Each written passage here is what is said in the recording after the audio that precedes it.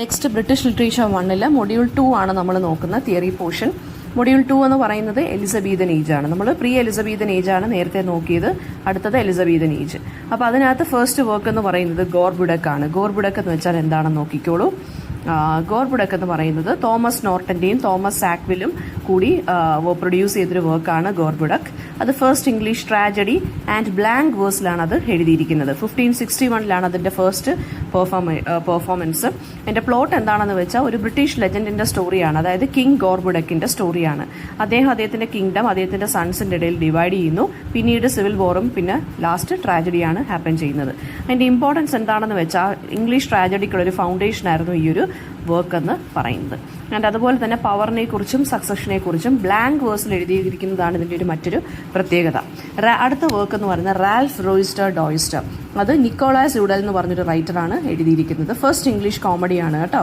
1553 അല്ലെങ്കിൽ 1554 ആ ഒരു റേഞ്ചിലാണ് this book was being written.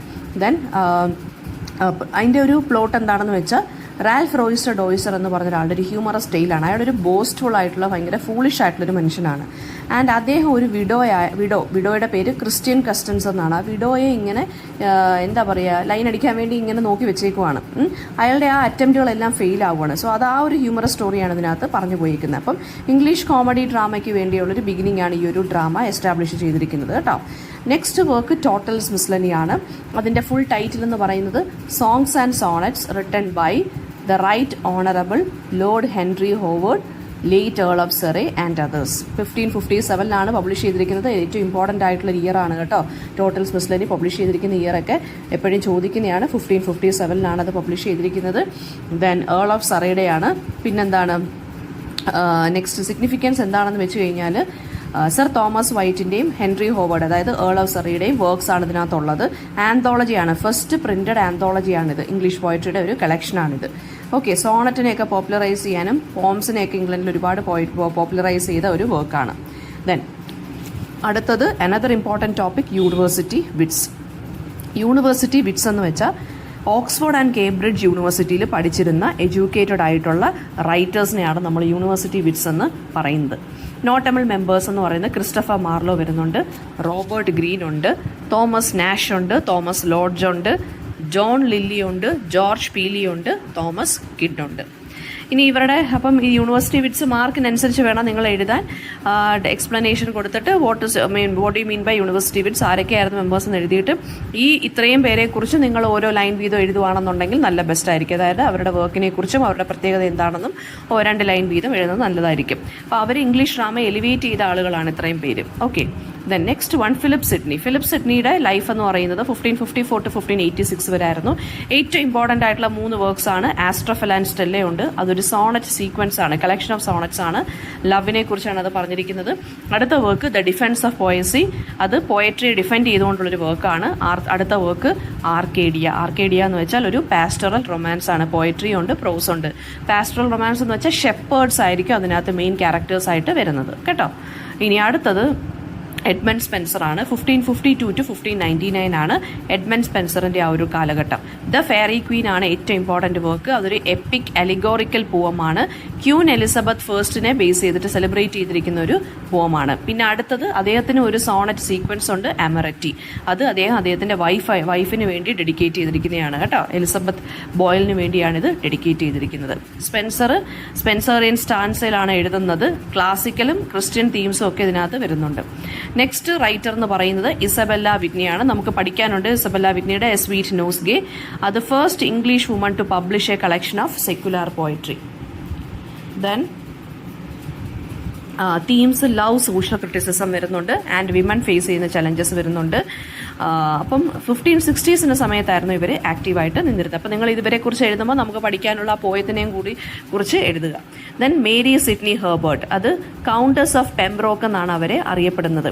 പോയറ്റായിരുന്നു, translator ആയിരുന്നു, പിന്നെ നോട്ടബിൾ വർക്ക്സ് എന്ന് പറയുന്നത് സാംസ് എന്നും പറഞ്ഞ ഇവർ ട്രാൻസ്ലേറ്റ് ചെയ്തിട്ടുണ്ട്. ഇവരുടെ ബ്രദറാണ് sir Philip Sidney. Okay, then importance എന്താണെന്ന് ചോദിച്ചു കഴിഞ്ഞാൽ ഇംഗ്ലീഷ് റിനസൻസ് ലിറ്ററേച്ചറിലും വിമൻസ് കോൺട്രിബ്യൂഷനിലും ഇവരൊരു ക്രൂഷ്യൽ റോള് പ്ലേ ചെയ്തിരുന്നു. നെക്സ്റ്റ് വൺ തോമസ് കിഡാണ് ഏറ്റവും important work the Spanish tragedy. University വിറ്റ്സിൽ ഒരാളാണ്.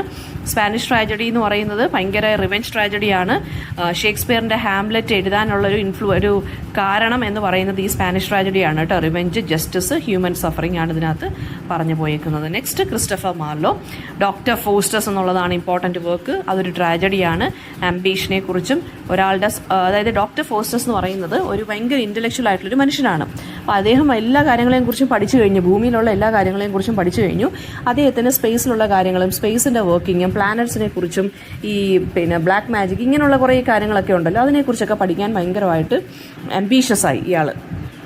അപ്പോൾ ആ സമയത്ത് ഇദ്ദേഹം എന്ത് ചെയ്തെന്ന് വെച്ചാൽ ഇദ്ദേഹത്തിൻ്റെ ആത്മാവിന് നമ്മുടെ സെയ്റ്റൻ്റെ എന്താ പറയുക അസിസ്റ്റൻ്റ് ആയിട്ടുള്ള മെഫിസ്റ്റോഫെൽസിന് അല്ലെങ്കിൽ സെയ്റ്റന് വേണ്ടി ആത്മാവ് 24 വർഷത്തേക്ക് ഇദ്ദേഹം അങ്ങ് എഴുതി കൊടുത്തു, വിറ്റു എന്ന് പറയുന്നത് തന്നെയായിരിക്കും നല്ലത്. Sold his soul. ഓക്കെ, അപ്പോൾ 24 ഇയേഴ്സിന് ശേഷം എന്ത് ചെയ്യും, ഇയാളുടെ ബോഡി എടുക്കാൻ വേണ്ടി അല്ലെങ്കിൽ സോൾ എടുക്കാൻ വേണ്ടി സെയ്റ്റൻ വരും. ആ 24 വർഷം മൊത്തം എന്ത് ചെയ്യുക, അദ്ദേഹത്തിന് ഈ സ്പേസിലും എവിടെ ഇഷ്ടമുള്ള സ്ഥലത്തൊക്കെ പോയി അങ്ങനെയൊക്കെ എന്താണെന്ന് വെച്ചാൽ ഇഷ്ടങ്ങളെല്ലാം സാധിക്കാം. അങ്ങനെയുള്ളൊരു സ്റ്റോറിയാണ് ഡോക്ടർ ഫോസ്റ്റസ്. അപ്പോൾ അത് അവസാനം സംഭവിക്കുന്നത് എന്താണെന്ന് വെച്ചാൽ ഇദ്ദേഹം ഭയങ്കരമായിട്ട് പേടിയാവുകയാണ്. ഇദ്ദേഹത്തിന് മരിക്കേണ്ട എന്നൊക്കെ പറയുന്നു, എൻ്റെ സോൾ എടുക്കല്ലേ എന്നൊക്കെ പറയുന്നു. പക്ഷേ എന്താണ് ഇദ്ദേഹത്തിൻ്റെ അംബീഷനും ഗ്രീഡും എല്ലാം കാരണം ഇദ്ദേഹത്തിൻ്റെ സോൾ ഇദ്ദേഹത്തിന് നഷ്ടപ്പെടുകയാണ് ചെയ്യുന്നത്. ടാമ്പർലിൻ ദ ഗ്രേറ്റ് ആണ് അടുത്ത വർക്ക്. അതൊരു കോൺഗററിൻ്റെ റൈസും ഫോളോ ആണ് പറയുന്നത്. ഓക്കെ, ബ്ലാങ്ക് വേർഡ്സ് വളരെയധികം പോപ്പുലറൈസ് ചെയ്തത് നമ്മുടെ ക്രിസ്റ്റഫർ മാർലോ ആണ്. അതുപോലെ തന്നെ ട്രാജഡീസും ഒക്കെ പോപ്പുലറൈസ് ചെയ്ത് ഇദ്ദേഹം തന്നെയാണ്. അടുത്തത് ഫ്രാൻസിസ് ബേക്കൺ ആണ്. ഫ്രാൻസിസ് ബേക്കൺ ഫിലോസഫറാണ്, എസ്സേയിസ്റ്റ് ആണ്, സയൻറ്റിസ്റ്റ് ആണ്. അദ്ദേഹത്തിൻ്റെ എസ്സേയിസ് എന്ന് പറയുന്നത് ഒരുപാട് റേഞ്ച് ഓഫ് ടോപ്പിക്സ് ഉണ്ട്. നിങ്ങൾക്ക് ഓഫ് സ്റ്റഡീസ്, ഓഫ് ട്രൂത്ത്, ഇങ്ങനെയുള്ള കുറേ വർക്ക്സ് നിങ്ങൾക്ക് പഠിക്കാനുണ്ട്. പിന്നെ അദ്ദേഹത്തിൻ്റെ ഏറ്റവും ഇമ്പോർട്ടൻറ്റ് വർക്ക് അനദർ വർക്ക് എന്ന് പറയുന്നത് നോവ മോർഗാനം എന്നുണ്ട്. അത് സയൻറ്റിഫിക് മെത്തേഡിനെ കുറിച്ചാണ് പറയുന്നത്. ഇദ്ദേഹത്തിൻ്റെ പ്രോസ് സ്റ്റൈൽ എന്ന് പറയുന്നത് എപ്പിഗ്രമാറ്റിക് സ്റ്റൈൽ എന്നാണ് പറയുന്നത്. EPIGRAMMATIC, അതായത് വളരെ ഷോർട്ടായിട്ടുള്ള സ്റ്റേറ്റ്മെൻറ്റ്സിൽ വലിയ വലിയ കാര്യങ്ങൾ പറഞ്ഞു പോകുന്നു. Okay, then Alexander Pope Francis ബേക്കണെ വിളിക്കുന്നത് wisest, brightest and the meanest of mankind എന്നാണ്. പിന്നെന്താണ്, എസ്സേയിസ്റ്റ് ആണ്. ഒരുപാട് എസ്സേസ്, സം 50+ എസ്സേസ് ഇദ്ദേഹം പബ്ലിഷ് ചെയ്തിട്ടുണ്ട്. ഒരുപാട് റേഞ്ച് ഓഫ് ടോപ്പിക്സിനെ കുറിച്ച് ഇദ്ദേഹം പറയുന്നുണ്ട് കേട്ടോ. പിന്നെ ഇപ്പോൾ കാച്ചിക്കുറുക്കിയ ഒരു രീതിയാണ് ഇദ്ദേഹത്തിൻ്റെ. അതായത് വളരെ എപ്പിഗ്രമാറ്റിക് ആയിട്ട് അല്ലെങ്കിൽ അഫോറിസ്റ്റിക് ആയിട്ടൊരു സ്റ്റൈലിസ്റ്റിക് മെത്തേഡിലാണ് ഇദ്ദേഹം എഴുതുന്നത്. കുഞ്ഞു കുഞ്ഞു സ്റ്റേറ്റ്മെൻറ്റ്സിൽ വലിയ വലിയ കാര്യങ്ങളാണ് ഇദ്ദേഹം പറഞ്ഞു പോകുന്നത്. ദെൻ നെക്സ്റ്റ് ബെൻ ജോൺസൺ ആണ്. ബെൻ ജോൺസന്റെ വർക്ക് എന്ന് പറയുന്നത് വോൾപോൺ എന്ന് പറയുന്ന ഒരു സെറ്ററിക്കൽ കോമഡിയാണ്. അത് ഗ്രീഡിനെ കുറിച്ചും കറപ്ഷനെ കുറിച്ചും പറയുന്നു. അനദർ ഇമ്പോർട്ടൻറ്റ് വർക്ക് എന്ന് പറയുന്നത് ദി ആൽക്കമിസ്റ്റ് ആണ്. അത് കോമഡിയാണ്. നമ്മുടെ ഹ്യൂമൻ ബീയിങ്സിൻ്റെ എന്താ പറയുക, എറേഴ്സിനെ കുറിച്ച്, ഫോളീസിനെ കുറിച്ചൊക്കെ പറയുന്ന കാര്യമാണ്. ഷാർപ്പ് വിറ്റും സ്ട്രക്ചേർഡ് പ്ലേസുമാണ് ഇദ്ദേഹത്തിൻ്റെ പ്രത്യേകത. നെക്സ്റ്റ് ജോൺ ഡണ്ണും മെറ്റഫിസിക്കൽ പോയട്രിയുമാണ് അടുത്ത നമ്മൾ നോക്കാൻ പോകുന്നത്. ഇപ്പോൾ ജോൺ ഡൺ എന്ന് പറയുന്നത് ഒരു ലീഡിങ് മെറ്റഫിസിക്കൽ എന്താ പറയുക പോയറ്റാണ്. അപ്പോൾ നിങ്ങൾ ആദ്യമേ ഈ മെറ്റഫിസിക്കൽ പോയട്രിയൊക്കെ ചോദിക്കുമ്പം ശരിക്കും പറഞ്ഞു കഴിഞ്ഞാൽ, അല്ലെങ്കിൽ ജോൺ ഡണ്ണിനെ കുറിച്ച് ചോദിക്കുകയാണെന്നുണ്ടെങ്കിലും നമ്മൾ ആദ്യമേ മെറ്റഫിസിക്കൽ പോയട്രി എന്താണെന്നൊക്കെ പറഞ്ഞ് ജോൺ ഡൺ ഇതിനകത്തൊരു മെമ്പറാണെന്നൊക്കെ പറഞ്ഞിട്ടൊക്കെ വേണം എഴുതാൻ കേട്ടോ. അപ്പോൾ ആദ്യമേ നമുക്കൊരു കാര്യം ജോൺ ഡണ്ണിനെ കുറിച്ച് ജസ്റ്റ് ഒന്ന് പറഞ്ഞു പോയിട്ട് നമുക്ക് മെറ്റഫിസിക്കൽ പോയട്രി എന്താണെന്ന് നോക്കാം. അപ്പം മെറ്റഫിസിക്കൽ സ്കൂൾ ഓഫ് പോയട്രിയുടെ ഒരു ഇമ്പോർട്ടൻറ്റ് ഫിഗറാണ്. ഈ മെറ്റഫിസിക്കൽ സ്കൂൾ ഓഫ് പോയട്രിയുടെ പ്രത്യേകത എന്താണെന്ന് വെച്ചാൽ ഇൻ്റലിജൻസ് പ്ലസ് ഇമോഷൻ, ഇങ്ങനെയാണ് പറഞ്ഞു പോകുന്നത്. അതായത് ഇൻ്റലിജൻസിനാണ് അല്ലെങ്കിൽ വിറ്റി ആയിട്ടുള്ള കാര്യങ്ങൾക്കാണ് കൂടുതൽ ഇമ്പോർട്ടൻസ് കൊടുക്കുന്നത്. ലവ്, റിലീജിയൻ, ഡെത്ത്, പിന്നെന്താണ് മെറ്റാഫിസിക്കൽ എന്ന് വെച്ചാൽ ബിയോണ്ട് ദിസ് ഫിസിക്കൽ വേൾഡ് എന്നുള്ള, അതായത് നമ്മൾ സ്പിരിച്വൽ ആയിട്ടുള്ള കാര്യങ്ങളും എല്ലാം നമ്മൾ പറഞ്ഞു പോകും. ഭയങ്കര സ്ട്രെയിഞ്ച് ആയിട്ടുള്ള കമ്പാരിസൺസ് ഒക്കെ ആയിരിക്കും നമുക്ക് പോയത്തിനകത്ത് കാണാൻ പറ്റുന്നത്. ഫോർ എക്സാമ്പിൾ വാലഡിക്ഷൻ ഫോർബിഡൻ മോർണിംഗ് എന്ന് പറഞ്ഞൊരു മെറ്റാഫിസിക്കൽ പോമുണ്ട്. അപ്പം ജോൺ ഡണ്ണിൻ്റെ തന്നെ അതിനകത്ത് ലവേഴ്സിനെ കോമ്പസിൻ്റെ 2 ലെഗ്സ് ഉണ്ടല്ലോ അതുമായിട്ടാണ് കമ്പയർ ചെയ്യുന്നത്. ഓക്കെ, അപ്പോൾ അങ്ങനെയുള്ള സ്ട്രെയിഞ്ച് ആയിട്ടുള്ള കമ്പാരിസൺസ്, കുറച്ച് ഇൻ്റലക്ച്വൽ ആയിട്ടുള്ള പോംസ് ഒക്കെയാണ് മെറ്റാഫിസിക്കൽ പോംസിനകത്ത് പറഞ്ഞു പോകുന്നത്. അപ്പം ഏറ്റവും ഇമ്പോർട്ടൻ്റ് ആയിട്ടുള്ള റൈറ്റർ എന്ന് പറയുന്നത് ജോൺ ഡൺ തന്നെയാണ്. ദെൻ സ്റ്റൈൽ എന്ന് പറയുമ്പോൾ മെറ്റാഫിസിക്കൽ കൺസീറ്റുകൾ യൂസ് ചെയ്യുന്നു. മെറ്റാഫിസിക്കൽ കൺസീറ്റുകൾ എന്ന് വെച്ചാൽ ഈ ഭയങ്കര സ്ട്രെയിഞ്ച് ആയിട്ടുള്ള മെറ്റഫേഴ്സ് ഒക്കെ യൂസ് ചെയ്യുന്നുണ്ട്. പാരഡോക്സസ് ആണ് ഇവരുടെ മെയിൻ. ഒരു കാര്യം പറഞ്ഞ് മറ്റൊരു കാര്യമായിരിക്കും പറയാൻ ഉദ്ദേശിക്കുന്നത്, അതിൻ്റെ ഓപ്പോസിറ്റ് ആയിരിക്കും. അതായത് ഒരു കാര്യം പറഞ്ഞിട്ട് അതിൻ്റെ ഓപ്പോസിറ്റ് ആയിരിക്കും പറയാൻ ഉദ്ദേശിക്കുന്നത്. ഓക്കെ, പിന്നെ വളരെ കോംപ്ലക്സ് ആയിട്ടുള്ള ഇമേജസ് ഒക്കെ ആയിരിക്കും യൂസ് ചെയ്യുന്നത്. ഇതേ തന്നെ ഇമ്പോർട്ടൻറ്റ് വർക്ക് എന്ന് പറയുന്നത് ദ ഫ്ലീ എന്ന് പറഞ്ഞൊരു വർക്കുണ്ട്. പിന്നെ ഞാൻ നേരത്തെ പറഞ്ഞ എ വാലഡിക്ഷൻ ഫോർബിഡൻ മോർണിംഗ്. ഇദ്ദേഹം ഒരുപാട് റിലീജിയസ് സെർമൺസ് ഒക്കെ എഴുതിയിട്ടുണ്ട്, ഡിവോഷണൽ റൈറ്റിംഗ്സ് ഒക്കെ ചെയ്തിട്ടുള്ള ആളാണ് John done. Okay, then metaphysical poetry എന്ന് പറയുന്നത് ഒരു 17th സെഞ്ച്വറി ഇംഗ്ലീഷ് പോയറ്റിക് സ്റ്റൈലാണ്. ഈ ഇൻ്റലക്ച്വൽ ആയിട്ടുള്ള രീതിയിൽ പോയം എഴുതുന്നു. അപ്പം അതിൻ്റെ ഒരു കോംപ്ലക്സ് ആയിട്ടുള്ള ഇമേജസും മെറ്റാഫിസിക്കൽ കൺസീറ്റുകളൊക്കെ യൂസ് ചെയ്തിരുന്നു. മെറ്റാഫിസിക്കൽ കൺസീറ്റുകൾ എന്ന് വെച്ചാൽ ഈ പോയത്തിനകത്ത് യൂസ് ചെയ്തിരുന്ന മെറ്റഫേഴ്സ്, അതായത് നമുക്ക് ഒരു ബന്ധമില്ലാത്ത കാര്യങ്ങളായിരിക്കും ഇവർ കമ്പയർ ചെയ്യാൻ യൂസ് ചെയ്തത്. സാധാരണ നമ്മളിപ്പം നമ്മുടെ ലവ് ഒരു പനിനീർ പുഷ്പം പോലാണ്, my love is like A red red rose എന്ന് പറയുമ്പോൾ അറിയാം, അതിനകത്തൊക്കെ ഒരു കമ്പാരിസൺ വരുമ്പോൾ നമുക്കൊരു സിമിലാരിറ്റി എങ്കിലും ഫീൽ ചെയ്യും. ഇപ്പോൾ ഇവിടെ രണ്ട് ലവേഴ്സിനെ കോമ്പസ് ഒക്കെ ആയിട്ട് കമ്പയർ ചെയ്യുന്ന വെച്ചാൽ വളരെ സ്ട്രേഞ്ചും ഷോക്കിങ്ങും ആയിട്ടുള്ള കമ്പാരിസൺ അല്ലേ. സോ അതാണ് അതിനകത്ത് വരുന്ന മെറ്റാഫിസിക്കൽ കൺസീറ്റുകൾ. അതായത് ഈ മെറ്റഫേഴ്സ് കമ്പാരിസൺ യൂസ് ചെയ്തിരിക്കുന്നത് ഭയങ്കര കോംപ്ലക്സ് ആയിട്ടുള്ള അല്ലെങ്കിൽ സ്ട്രേഞ്ച് ആയിട്ടുള്ള മെറ്റഫേഴ്സാണ് യൂസ് ചെയ്തിരിക്കുന്നത്. ഒരു സീമിംഗ്ലി അൺറിലേറ്റഡ് ആയിട്ടുള്ള കോൺസെപ്റ്റുകളെ തമ്മിലാണ് കമ്പയർ ചെയ്തിരിക്കുന്നത്. ഓക്കെ, മെറ്റാഫിസിക്കൽ പോയറ്റ്സ് എന്നുള്ള ഇത് ടേം കോയിൻ ചെയ്ത് സാമുവൽ ജോൺസൺ ആണ്. അതിനെ പോപ്പുലറൈസ് ചെയ്ത് നമ്മുടെ ജോൺ ഡൺ ആണ് കേട്ടോ. ദെൻ ക്യാരക്ടറിസ്റ്റിക് ഫീച്ചേഴ്സ് എന്ന് വെച്ചാൽ ഇൻ്റലക്ച്വലിസം, അതായത് വിറ്റ്, ഫിലോസഫി, തിയോളജി, ഇതൊക്കെയാണ് ഇതിനകത്തുള്ളത്. അവരുടെ ബുദ്ധിപരമായിട്ടുള്ള കഴിവ് കാണിക്കാനാണ് അവർ പോയം എഴുതുന്നത്. പിന്നെ റീഡേഴ്സിൻ്റെ അടുത്ത് ഡീപ്പായിട്ട് തിങ്ക് ചെയ്യാൻ വേണ്ടിയുള്ള പോംസ് ആയിരിക്കും ഇതെല്ലാം. പിന്നെ എന്താണ് മെറ്റാഫിസിക്കൽ കൺസീറ്റുകൾ? അതായത് എലാബറേറ്റ് ആയിട്ടുള്ള എക്സ്റ്റെൻഡ് ആയിട്ടുള്ള മെറ്റഫേഴ്സിനെയാണ്. അതായത് ഈ ഡിസിമിലർ ആയിട്ടുള്ള കാര്യങ്ങളെ സർപ്രൈസിങ് ആയിട്ട് നമ്മൾ കമ്പയർ ചെയ്ത് കളയും. ഓക്കെ, അത് ഞാൻ പറഞ്ഞ ആ കോമ്പസിൻ്റെ എക്സാമ്പിൾ എഴുതിക്കോണം. പിന്നെ തീംസ് ലവ് ആണ് വരുന്നത്. ഫിസിക്കൽ ലവ്, സ്പിരിച്വൽ ലവ് വരുന്നുണ്ട്, റിലിജൻ വരുന്നുണ്ട്, മോർട്ടാലിറ്റി, ഡെത്തിനെ കുറിച്ച് പറയുന്നുണ്ട്, ആഫ്റ്റർ ലൈഫിനെ കുറിച്ച് പറയുന്നുണ്ട്, ഫിലോസഫി ഉണ്ട്.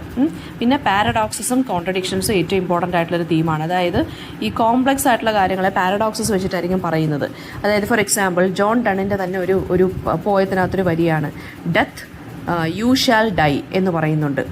ഡെത്ത് യു ഷാൽ ഡൈ എന്ന് വെച്ചാൽ ഡെത്ത് എന്ന് വെച്ചാൽ മരണമാണ്. പിന്നെ വീണ്ടും എന്താണ് യു ഷാൽ ഡൈ എന്ന് പറഞ്ഞു പോകുന്നുണ്ട്. അപ്പോൾ അത് ഒരു ഇച്ചിരി എന്താ പറയുക, കുറച്ച് വിയേർഡായിട്ടുള്ളൊരു ലൈനല്ലേ അത്. അപ്പോൾ അതാണ് ഇവിടെ പാരഡോക്സ് എന്ന് വെച്ചാൽ ഉദ്ദേശിക്കുന്നത്. പിന്നെ ഒരു ഭയങ്കര ഡ്രമാറ്റിക് ആയിട്ടുള്ളൊരു ടോണായിരിക്കും, കോൺവെർസേഷണൽ ആയിട്ടുള്ള രീതിയിലും അല്ലെങ്കിൽ വഴക്ക് കൂടുന്ന ആർഗ്യുമെൻറ്റേറ്റീവ് ആയിട്ടുള്ള ടോണിലും ഒക്കെ ആയിരിക്കും എഴുതുന്നത്. പിന്നെ വളരെ പുതിയ രീതിയിലുള്ള ഇന്നവേറ്ററി ആയിട്ടുള്ള ഇമേജസ് ആയിരിക്കും യൂസ് ചെയ്യുന്നത്. വളരെ യുണീക്ക് ആയിട്ടുള്ള അൺകൺവെൻഷണൽ ആയിട്ടുള്ള ഇമേജസ് ഒക്കെ ആയിരിക്കും സയൻസിൽ നിന്നും ഫിലോസഫിയിൽ നിന്നും എവരുടെ ലൈഫിൽ നിന്നൊക്കെ എടുത്തിട്ടുള്ള ഇമേജസ് ഒക്കെ ആയിരിക്കും യൂസ് ചെയ്യുന്നത്. ജോൺ ഡണ്ണിനെ ഫൗണ്ടർ ഓഫ് മെറ്റാഫിസിക്കൽ പോയട്രി എന്നാണ് പറയുന്നത്. പിന്നെ അദ്ദേഹത്തിൻ്റെ ഇമ്പോർട്ടൻറ്റ് വർക്ക് ആയിട്ടുള്ള ദ ഫ്ലീ എന്നുള്ളതിനകത്ത് എന്താ വരുന്നതെന്ന് വെച്ചാൽ അതൊരു വിറ്റി പോയമാണ്. ഒരു ഫ്ലീയെ രണ്ട് ലവേഴ്സിൻ്റെ യൂണിയനുമായിട്ട് കമ്പയർ ചെയ്ത് പോയേക്കുവാണ്. ഓക്കെ, പിന്നെ ഹോളി സോണറ്റ്സ് ജോൺ ഡണ്ണിൻ്റെ മറ്റൊരു ഇമ്പോർട്ടൻറ്റ് വർക്കാണ്. അത് ഫെയ്ത്ത്, മോർട്ടാലിറ്റി, ഡിവൈൻ ലവിനെ കുറിച്ച് പറയുന്നു. അനദർ മെറ്റാഫിസിക്കൽ പോയറ്റ് എന്ന് പറയുന്നത് ജോർജ് ഹെർബർട്ട് ആണ്. അദ്ദേഹം ഡിവോഷണൽ പോയട്രിയുടെ ആളാണ്, അല്ലെങ്കിൽ റിലീജിയസ് തീംസിൻ്റെ ആളാണ്. അദ്ദേഹത്തിൻ്റെ ഇമ്പോർട്ടൻറ്റ് വർക്ക് ദ കോളർ എന്ന് പറയുമ്പം സ്പിരിച്വൽ റിബല്യനെയാണ് അത് കാണിക്കുന്നത്. പിന്നെ ഈസ്റ്റേൺ വിങ്സ് എന്നും പറഞ്ഞ് ഒരു പാറ്റേൺ പോയോ ഇദ്ദേഹം എഴുതിയിട്ടുണ്ട് കേട്ടോ. ദെൻ അടുത്തത് ആൻഡ്രൂ മാർവലാണ്. മെറ്റാഫിസിക്കൽ വിറ്റും പൊളിറ്റിക്സും ഫിലോസഫിയും കൂടെ ചേർത്താണ് ഇദ്ദേഹം എഴുതുന്നത്. ടു ഹിസ് കോയി മിസ്ട്രസ് എന്നുള്ളതാണ് ഇദ്ദേഹത്തിൻ്റെ വർക്ക് എന്ന് പറയുന്നത്. അതിനകത്ത് ഒരു ഫിലോസഫിയെക്കുറിച്ച് പറയുന്നുണ്ട്, കാർപ്പിഡിയം ഫിലോസഫി. കാർപ്പിഡിയം ഫിലോസഫി എന്ന് വെച്ച് കഴിഞ്ഞാൽ എന്താണ്, സീസ് ദ ഓപ്പർച്യൂണിറ്റി. ടൈം ഉള്ളപ്പോൾ നമ്മൾ ഓപ്പർച്യൂണിറ്റി എടുക്കുക, അല്ലെങ്കിൽ നമുക്ക് ചാൻസ് കിട്ടുമ്പോൾ ഓപ്പർച്യൂണിറ്റി നമ്മൾ കൈക്കലാക്കുക. അതിനെക്കുറിച്ചാണ് ടു ഹിസ് കോയി മിസ്ട്രസ് എന്നുള്ള വർക്കിനകത്ത് ആൻഡ്രൂ മാർവൽ പറഞ്ഞു പോയിരിക്കുന്നത്. അതായത് ആ ഒരു യൂത്ത്ഫുൾ ഫിഗർ ഉള്ള സമയത്ത് പ്രേമിക്കുക, അല്ലാതെ മരിച്ചു കഴിഞ്ഞിട്ടോ വയസ്സായിട്ടോ പ്രേമിക്കാൻ നിൽക്കരുത്. നെക്സ്റ്റ് ഹെൻറി വോൺ എന്നുള്ളതാണ് അടുത്ത മെറ്റാഫിസിക്കൽ റൈറ്റർ. അദ്ദേഹവും റിലീജിയസ് തീംസ് ഒക്കെയാണ് പറഞ്ഞിരിക്കുന്നത്. ദ റിട്രീറ്റ് എന്നുള്ളതാണ് അദ്ദേഹത്തിൻ്റെ വർക്ക് എന്ന് പറയുന്നത്.